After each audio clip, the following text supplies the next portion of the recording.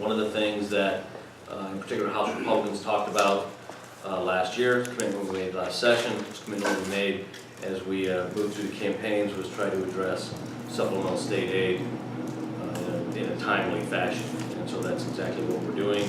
The Education Committee last night brought out bills that address supplemental state aid, actually for FY16, school year that starts this fall, this coming fall, and FY17, which is the year subsequent.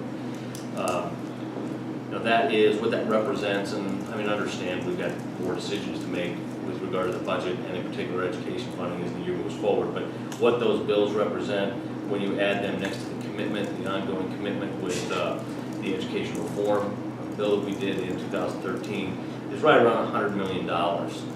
Where that puts us over the course of the last handful of years is in excess of $500 million of commitment. It's about a 22% increase over that time period.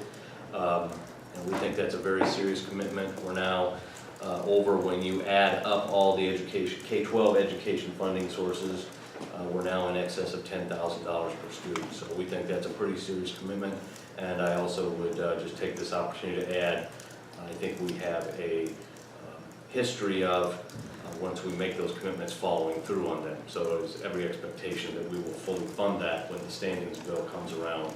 We will take up that bill next week. As you know, we have a public hearing scheduled Monday evening. We'll take up the education bills on Tuesday, possibly Wednesday, but probably Tuesday. Again, when you add up what the taxpayers are contributing to K-12 education, every child sitting in one of those rooms represents $10,000, actually in excess of $10,000. I think that's a pretty serious commitment on their part.